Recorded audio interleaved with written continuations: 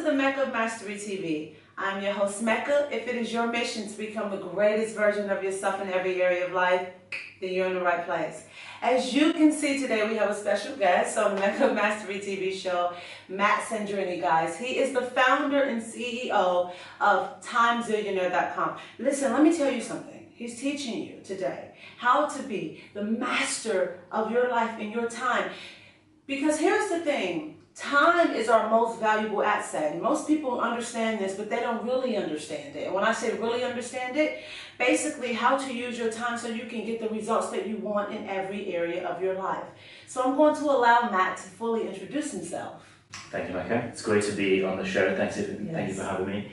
So I run TimeZillionaire, which is a business, a blog, and videos, and they're all around time management, time optimization, and knowing like how to get to your goals. Yes. And I work with business owners one-to-one to help them build their dream, make sure that they're working on the right thing, but also break down those goals and get there faster. And I usually work with business owners that are going through a transformation. So maybe their business is growing, they're getting new people to work in the business, or maybe they're launching a new product, or they have a new challenge. And I make sure that they go through that without having to compromise on their goals and their timeline, and make sure that actually they use their time and they work on their strengths and get to those goals really fast. Absolutely. So guys, we're going to get straight into the video. So the first question I'm going to ask you is basically, how did you get started in this business that you are in, and why exactly did you get started in it? So I started because I looked at something that I did really well, and people asked me for help on, and that was like how to get clarity on your goals and your vision, how to break them down in actionable steps, and also how to actually optimize your time so that you have that time to work on it and get closer every time. And time optimization is about what you do, but also how you can live your time. So it's the quality of that. And so goals are really important, right? Because if you're working on the wrong things or you're achieving the wrong objectives, well, what quality of time is that? I agree. So that's how it started, but really the journey was quite long because so when I finished uni, I worked in a corporate job. This was really, I was in an office, really corporate, very sort of suit and tie. Oh, wow. And I lived in a hotel for like 4 or 5 days every week. I was away from friends and family and my girlfriend. And it was very structured, but not in a good way. So for example, I like to optimize everything. All my processes, my tasks will be done every day by 1 p.m., 2 p.m. By a really high standard, right? Wow. But I still had to stay in until 7 p.m. because my manager, that's how things were done, right? So I had to stay in because everyone else was doing that. And then, I lived next door to my manager, I had breakfast with my colleagues, and it just felt really stifling for no reason. So at that point I thought, if I finish by 1 p.m., why do I have to stay? Why do I have to live somewhere else? No control of my location either, right? I'm done with my job. And that's the first time I thought my time is worthless, right? I'm not getting what I want out of my time. And so at that point, after a year, I left that job and I started my first business with a friend. And we were really passionate, but we were really frazzled at the same time. We didn't know what we were doing. So we did a classic, the classic entrepreneur thing, work until 3 a.m. without really knowing what you want. Just throw time or whatever you do, right? And then wake up at 9, 10, 12, and just feel really tired again, really confused, and just hope that something will happen. And again, that mentality was the same. It was just a mirror image of what was happening in the corporate world. But it was still the idea that time has some sort of value. So the fact that if I throw 16 hours in this project, you will go somewhere. But the thing is, what I've learned is that time has no value. It's how you use it that generates that value. If you spend time with a great friend, that generates a lot of value. But if you spend it with a mediocre person, that generates no value, or maybe drains energy from you, right? If you spend 8 hours in an office working on something that gets you nowhere, that drains energy from you. But if you spend 2 hours on your strength, that might grow your business within weeks, right? Wow, did you guys hear that? Time has no value. It's how you use it. It's how you use the time. Okay. So we live in this world where we are taught time has value. You work 9 to 5 and you get paid the same every month. And I think why my hours from 5 to 9? Why are they worth less? Why am I not getting paid? Right? Exactly. If time has value, why am I not getting paid while I sleep? Right? Exactly. And so what I learned from that experience, from really working really hard and kind of nearly burning myself out and burning bridges with friends, and the business was growing, but it wasn't the machine that I wanted for my life, wasn't Yes. creating the lifestyle that I wanted. So when I left that business, I really thought like, I need to restructure this. I need to like really understand what I want with my time, how I want to use it, how I want to leverage my strengths and my dreams. And really, I went on an exploration, and a year where I explored. I tried to do a lot of different things, and I was really even questioning my identity because I exited my business. I was like, I'm an entrepreneur. I have no business. Am I an entrepreneur? Right? Exactly. So many people call themselves entrepreneurs. Yes. But they don't have a penny, a dollar, a pence, a pound coming in. So how can you call yourself an entrepreneur? Yeah. It's just the studying that they do, and like you say, on the laptop, spending time doing stuff, researching or creating something, but it really has no value. Yeah. If I called myself a doctor, no one would believe it. But an entrepreneur, you can do that, right? Yeah, that's true. I agree. Yeah. So really for a year, I launched 8 products. Yeah. I was like, okay, let's do this, let's create a business. I launched 8 products, they all bombed. Some were services, some were digital, some were physical. They didn't go anywhere. I had like 3 sales on one sale on another, but really they were not going anywhere. And so, I was seeing this pattern, this loop, and I thought, what's going on here? And really what I was doing is, I was being quite selfish in that I wanted a quick result for myself, to just show myself I could do it, show myself I could do something.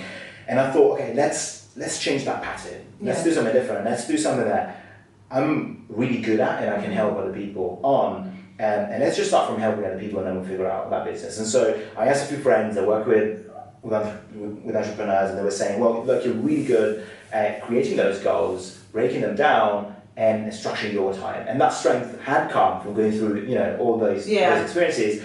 And so I started working, so I started writing online. I was actually really scared to do that in the beginning. I thought it's going to be Googleable, it's going to be there forever. Who's going to want to read my thoughts, right? Yeah, and if you want to turn away from this, they can always find it, especially in the cloud. Yeah. So one thing I say is, whenever there's something that scares you, just break it down into something very small, so you can take a small step, right? Yes. So what I did is, I asked a few people, okay, would you like to read an email from me every month or every couple of weeks about this? And if so, what can I write to help, right? So I had this private email list of 16 friends in the beginning.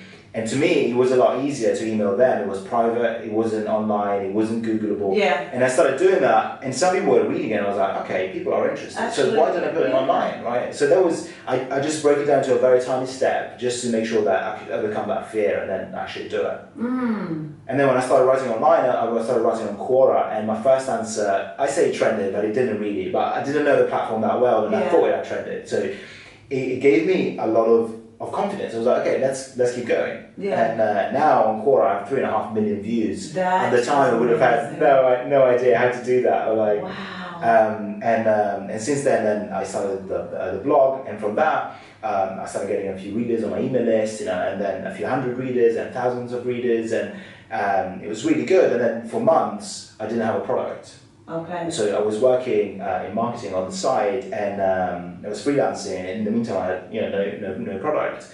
But what happened is that I went to an event, and I spoke at that event, and there was a person there who was running a business, and they just talked to me at the end of the event, and it was like, look, I need your help. I read some of your stuff. I really like it. Really resonates. What you do really resonates. I need your help. Will you coach me? Will you help me? And that is something that was on my timeline. Yeah. But in a way, I didn't feel ready. You need to justify or whatever. Yeah. So I just thought, okay, let me think about it. And then I said yes. I said yes a week later. And that was the start of really working with entrepreneurs one-to-one. Right now, I have clients in 4 continents because I work online with my clients. So the US, in Canada, and Hong Kong, in Australia, the Netherlands, and the UK. That is awesome. And it's been really, really good to do that and to teach what my strengths, at the same time learn for so many people. Exactly. It allows me to see patterns in many different businesses, and then I can share those patterns, use them for myself, and then share them with my clients and people. So it's been really good, and the business has grown since then in the past 2 years. So that is awesome. That's awesome. So touch on the concept of achieving more by doing less, and how it has made a difference in your life. Yes. So that's really the idea that we only have so much time. Yeah. A lot of people play what I call the 25-hour game. Right? Okay. Oh, so yes. try to outwork everyone else. Try Yeah. to do more. Try to say yes to more things and But something. isn't that because that's the way that we're taught in the system? Right. Like, right. oh, isn't that the way you accomplish things in life? And you get to a goal, you need to do more. You need to, learn more. You need to grow more. Well, we go back to the idea that time has no value. Okay. So if you spend that time on the wrong things, you won't get anywhere. So it's the idea that if you work on your strengths, if you work on even your passion, so even in your personal life, you work on things that really give you a lot of joy, then you can squeeze more out of those 24 hours, right? So you get more results within 2 hours. And actually, I'm a big fan of constraints. So if you give yourself a really long day and you say, okay, I want to finish at 6, but it's okay to finish at 10. What happens is that you can procrastinate until 10 p.m. now, right? So you never work on what matters. But if you say, okay, I only have 4 hours, I only have 5 hours, whatever, you need to focus on what gives you the results that you want. So you can't say yes to everything and spread yourself thin. So that way you achieve more by doing less, because you look at the things that work, you look at the things that bring you that joy, those results, that bring you the friendships that you want, that bring you the fulfillment, the emotions that you want, and you go like, okay, how can I go all in on those and leverage those instead of trying to spread myself thin over so many things. I love that. And to touch on that concept, because most of what we want in life,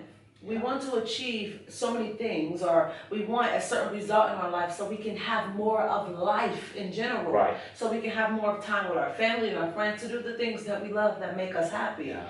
So like you said, if you do things like, for example, engaging into your passion, and you're doing that longer and strengthening that, and that's giving you more joy, that's giving you more life. Yeah.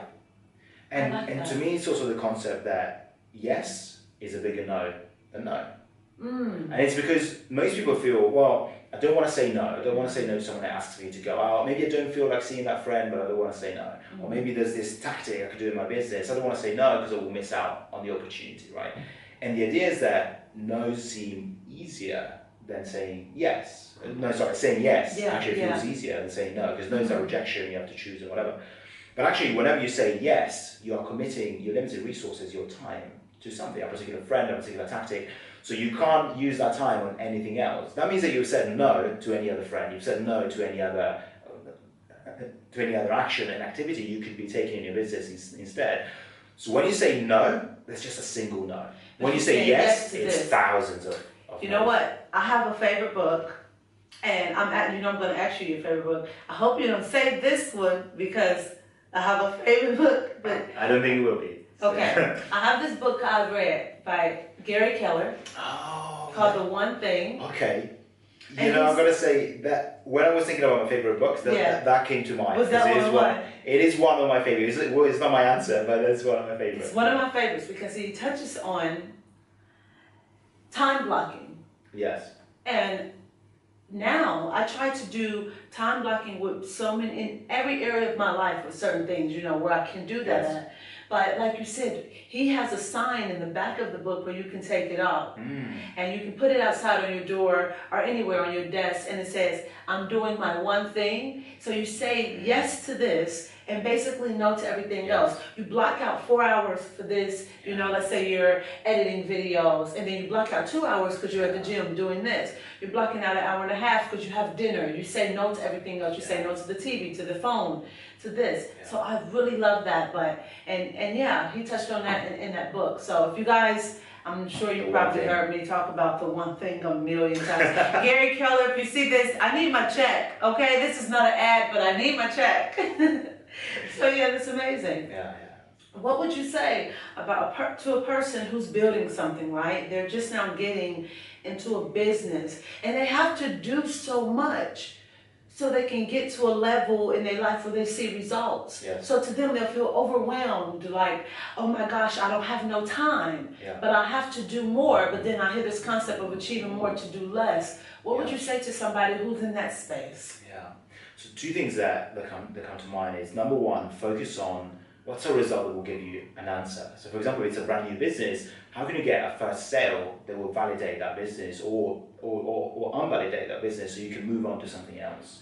So it's very easy in the beginning to do like, okay, I need to be on every social media platform and I'll do it myself. But really that's not going to give you a client. Or maybe I'm going to build 6 proposals, right? And those 6 proposals, they're not going to give you a client. What you need to do is call a client, or maybe speak to people in your network, or maybe send a lot of emails, or maybe go and visit those potential clients and say, can I do it for free to you, or how much should you pay, or whatever. So if you focus on that one thing, that will give you the result, that it will give you the answer as to whether your time is well spent or not in that business. Then you don't have to do everything, because when people start a new business, and I did that a few years ago as well, we compare ourselves to people that have been in business for 5, 10 years. And you want to do everything. And they have an incredible team behind them. They have all the lessons from 10 years. They have all the resources from 10 years. But we feel, we need to do that from day one. Because we don't see their behind the scenes, we don't see their story, right? Yes. And so, but if we focus on that thing that would validate the business, then you can leverage that and say, okay, I've got my first client. How can I repeat that and get a second? How can I repeat it and get a third? And at that point, you will have more resources to then get more people, get better tools, and then grow your business without having to do everything. That's interesting. And the second thing I would think about is that you can still leverage other people, even if your resources are limited. So at the start, many people think, I need to do everything because I have maybe no money to hire a social media person, or hire another person that will help me, or maybe I don't know anyone. But really, you might not have the resources, but you can be very resourceful. So you can speak to someone who's in the space and say, look, right now I can't do this, but if you help me get 3 new clients, I'll give you 50%. Right? That's future money. That's something you could do. Good thing. Or you could provide free value to someone who has your people. So I like to think, who's my audience, who's my ideal client, where do they hang out? So in this case, someone who's starting their business, they might think, okay, here's my client, where do they hang out? Maybe it's a particular event or a co-working space. Great, why don't you give a free event and you go there, and then the space will expose you to them. So in a way, you're giving value for free, and you're leveraging someone else's network, time, and resources, so that you don't have to do everything yourself. And just going back to what you said, time is not what matters, the value you provide. So it's value. Yeah. And also you achieve more by doing less, because you leverage other people to do the work for you. Oh, yes. Say yes to that. So touch on the importance of designing your ideal week, and how does somebody design their ideal week? Yeah. So the idea here is that what most people do, most entrepreneurs, but also most people, I would say, just wake up, check their phone, check their emails, and then kind of what do I need to do after that? Right, and then just work on something for the rest of the day, right? And that's a very reactive way of living and structuring your week.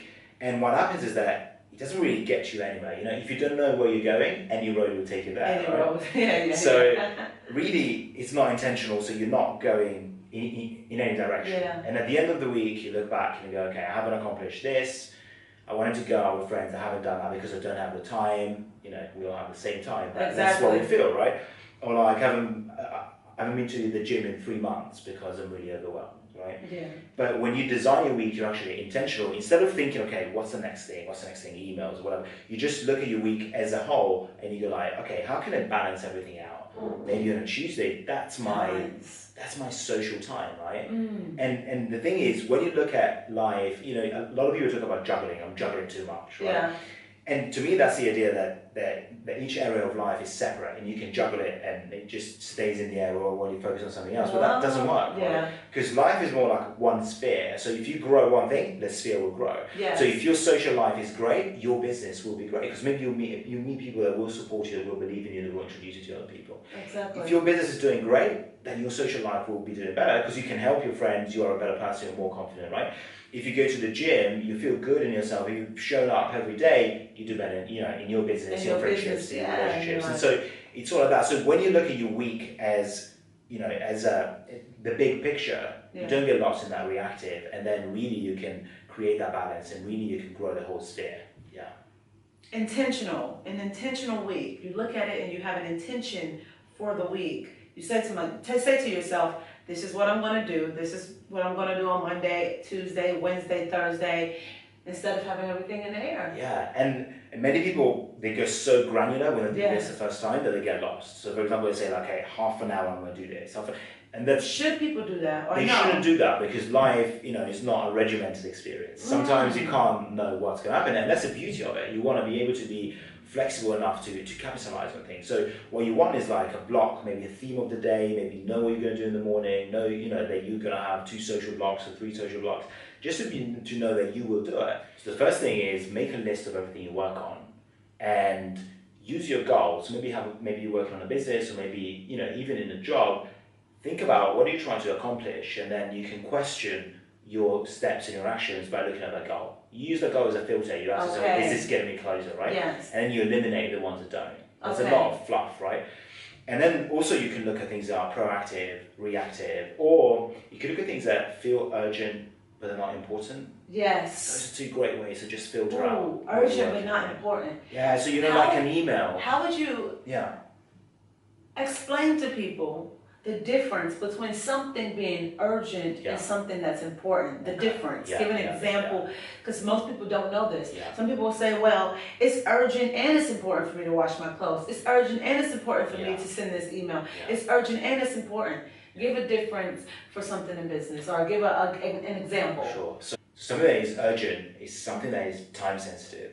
So in other words, if you work on it tomorrow, it might have a negative consequence, or it might be too late. Yes. Whereas the important is something that will definitely have a big impact. Okay. So they're not the same thing. Something may be important but not urgent. Okay. And something may be urgent important, or urgent not important. Okay. Now the trick here is that many things are not important but they feel urgent. So they might not be urgent, right? But they feel urgent. So this could be the classical email that comes in, a classic email that comes in from someone else, has no context but says, I need this. And you don't know why they need it, because they haven't given you that context. Okay. So maybe they just need it a month from now. Maybe they think they need it, they don't know it. But because you don't have that context, because it comes from the outside, it comes from someone else, you feel the responsibility that you have to say yes, right? Again, we go back to that easy yes. I have to say yes, and so you drop everything else and just go into reactive mode to that. So very often there's a urgent and there's a seemingly urgent. So seemingly urgent, you just need to be able to manage it internally.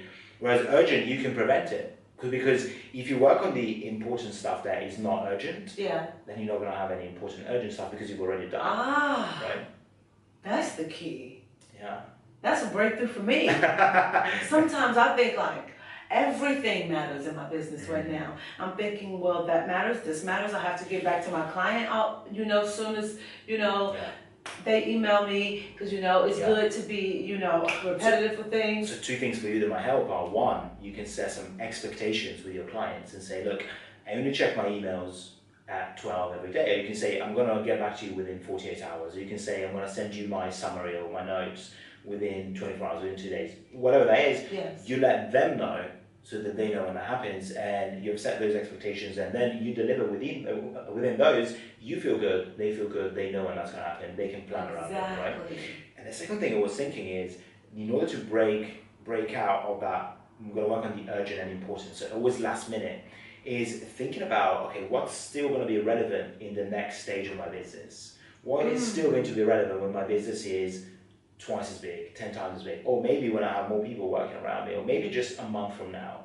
And that way you'll know, okay, these are really important, so I should work on these. The rest feels urgent, or maybe I should, I just feel I should do it right now, but it's not gonna bring me any results in the future. So if you focus on that, it will compound, because the actions that you take today still will have an impact 2 months from now, 2 years from now. I get what you're saying. So like, for example, when I started, filming and doing Mecca Mastery TV, and life happens, and I have other things that's going on in my business as well. But let's say I needed to film or edit a video that needed to go out on Monday. Yeah. That is urgent, because every Monday a video needs to go out, and the big part of my business is the videoing.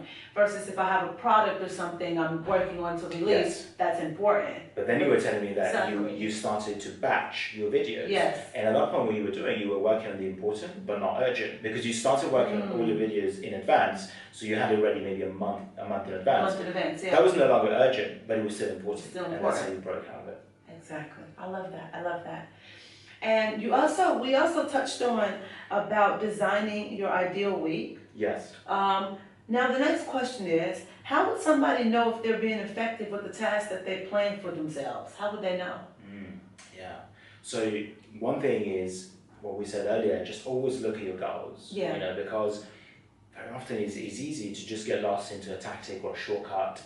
Sometimes you put so much energy into one thing and you're like, this is not working, it's not working. And you're so close to that result. But then you're like, maybe if I try this other thing, or you read a blog post or you see a video and you go like, okay, they did this thing and they got results. So you start from scratch, right? The thing is, when you do that, it feels comfortable because, when you're working on a tactic or a new product or new project, and you get to a certain level and you feel really uncomfortable, you're not getting results, right? If you switch tactics, switch products, switch projects, you go back from zero. You've already been there in a previous project, so that's comfortable. It's keep going that you have to break through that comfort zone, and you're like, no, I'm going to keep going, I'm going to break through it. Now, obviously, you need to know whether that's going to give you results. So you need to know whether someone else has already done it before you. You need to test whether, okay, has it given me one result, and then can I multiply it, right? But that commitment is really important. So focusing on a few things, focus on the few, not the many, and instead of spreading yourself thin across many things and do tiny progress on all of them, just choose a few that will work really well, and at least you know that at least one of them will pay off, and just go deep.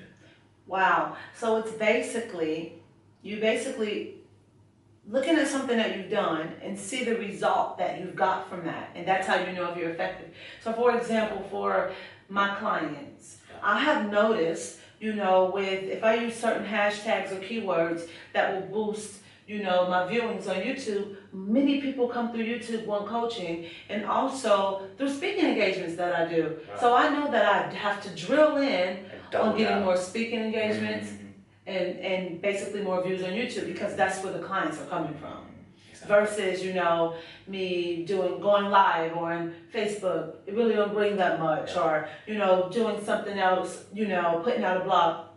I'm not really getting that much out of blog, but most of my things are coming from, YouTube or speaking engagements. That's more effective for me. That's where the results are coming from. And we go back to being comfortable with saying no to possible opportunities. Just have to say no so that you can capitalize on what's working.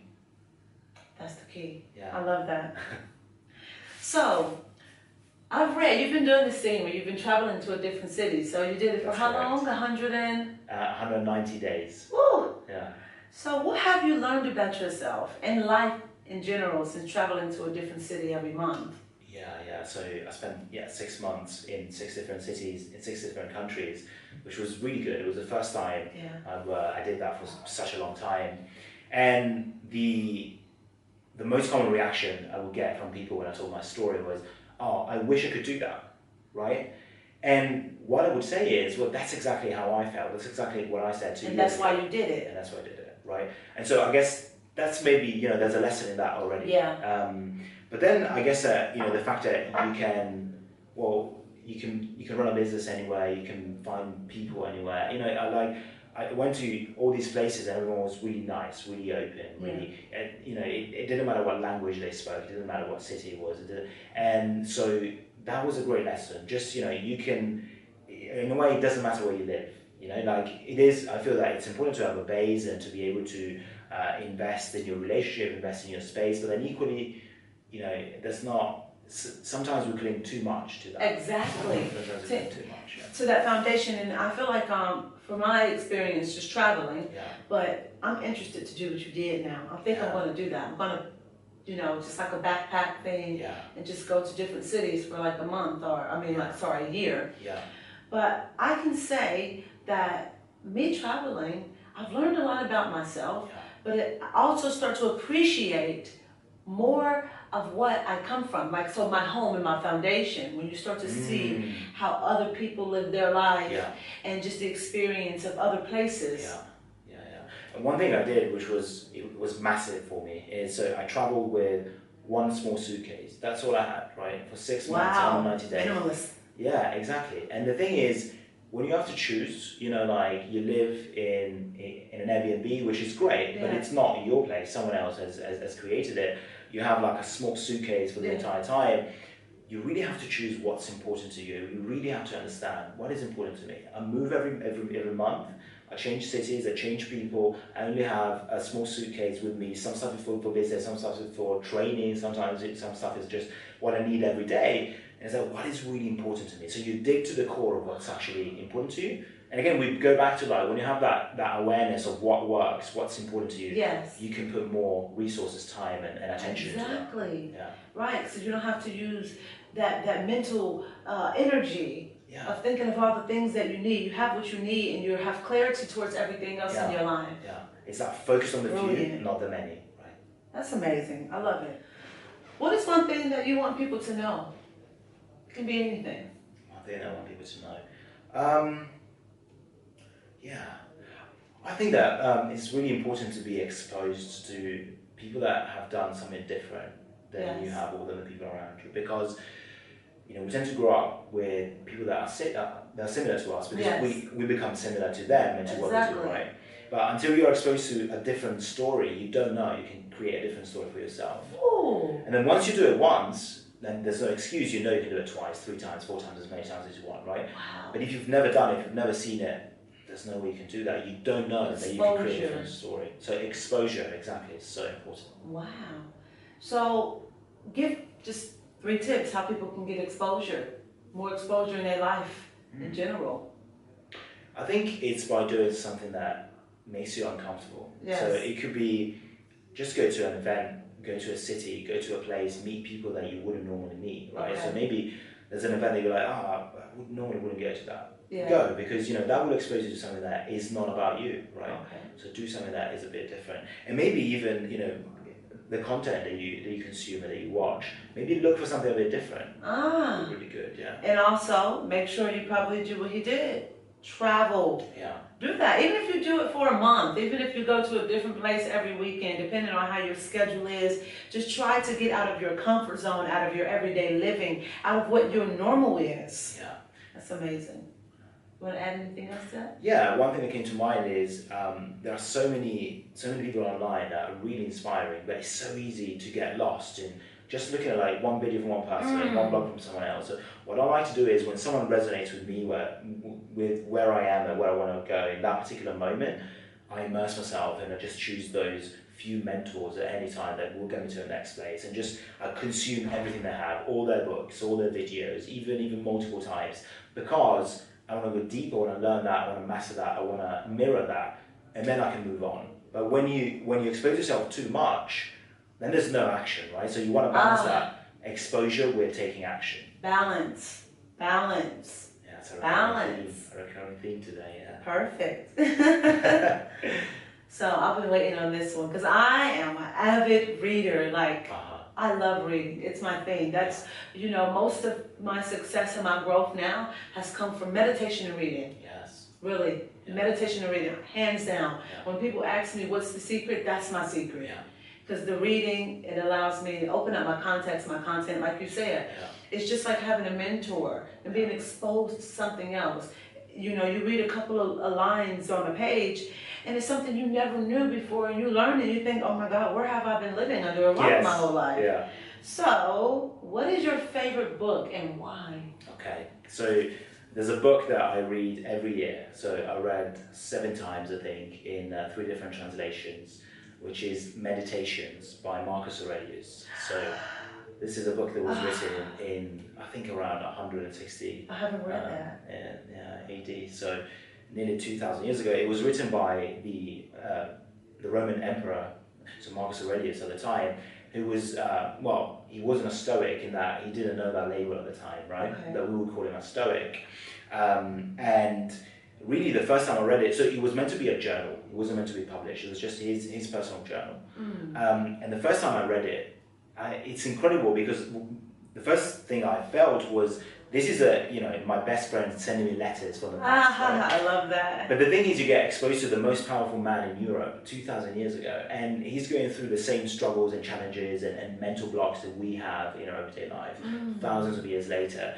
And so you go like, wow, this was a really powerful man. It really goes deep to what are the principles that are important to me? How do I want to live my life? What's important to me? What do I want to be? And I really like the fact that it is very short, and it's very applicable throughout any age throughout history in a way, and every time I read it, it gives me a different answer, because I am a different person every year.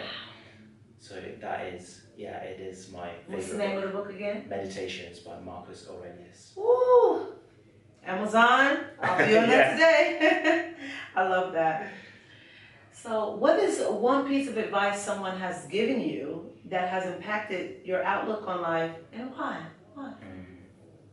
Well, I remember it was in this moment where I felt really stuck. We talked about it earlier. It was after my first business, and I was like, what am I going to do now? One experiment or whatever. And I was really like in survival mode. Going like, okay, how do I make things work? What do I even do? What do I? And I was always thinking really short term. Again, you know, I said how I launched those 8 products, just to want that quick win, right? And it never happened. And it felt very narrow-minded, very stifling in a way. And I heard in an interview someone saying like, you know, you've got to shift your mindset and think long term. And the moment I did that, everything changed. The moment I went from like 1 month to 3 years, everything changed. Because when you just think about the short term, you can't convince yourself that you can change, because even though you can do a lot of stuff in 1 week or 1 month, you're not going to believe that. And also it's limited anyway.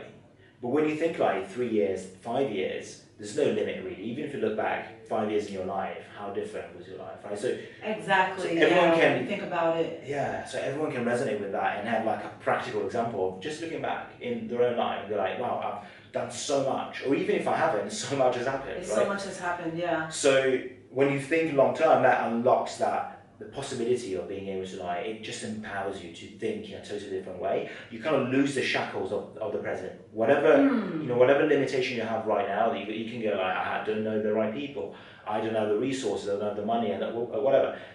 You don't know if that's going to be the case 3 years from now. Yeah. So when you think long term, you don't have those excuses, so you can just paint that canvas and then move closer to it. Yeah. Patience, and to add to that, it's really having that faith and that belief in whatever it is that you are doing for yourself at this moment in your life, whatever you're interested in or you're trying to build.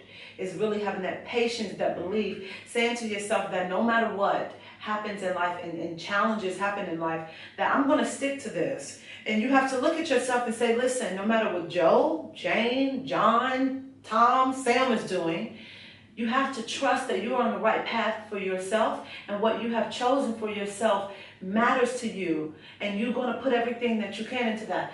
A wise man once told me, the turtle always wins the race.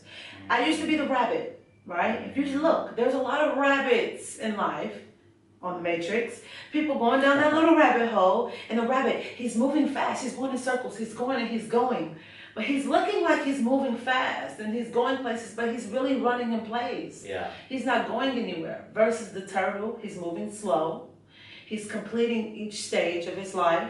He's mastering each level. And guess what? When you do that, you learn more, you become more. The character, the tools inside of you build. That's why the turtle always wins the race. Yeah, yeah, that's true. It takes time, and you've got that single direction, single focus, instead of like just running in every direction, right? Yeah. I love it. I love it. So Matt, what are you up to nowadays? Do you have any product, any book, any service? How can we find you? How can people just continue to engage with you and just get this amazing energy? Thank you. So the best way to find me is on my YouTube at Matt Sandrini, or my blog, timesinonair.com.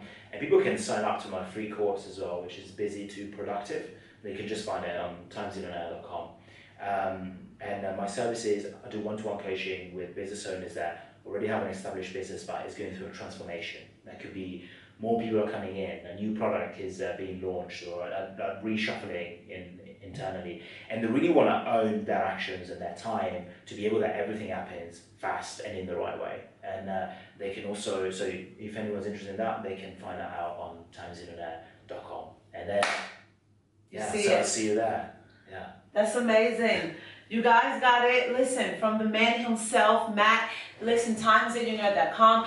You need to take charge of your life. Listen, guys, we only have this limited time.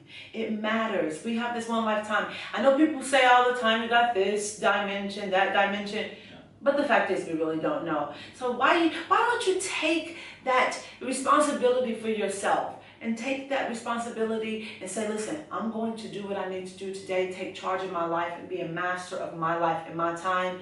And Matt is here to teach you how to do that. Take advantage of it while you can. And as we always say here at Mecca Mastery TV, we encourage you to become the greatest version of yourself in every area of life So you go out into the world, take a whole lot of action. Don't let nobody tell you that you can't do anything, because you can do whatever you put your mind to. I'm sending my love, my light, my peace, my energy your way. Until next time, see you in the next episode. Peace.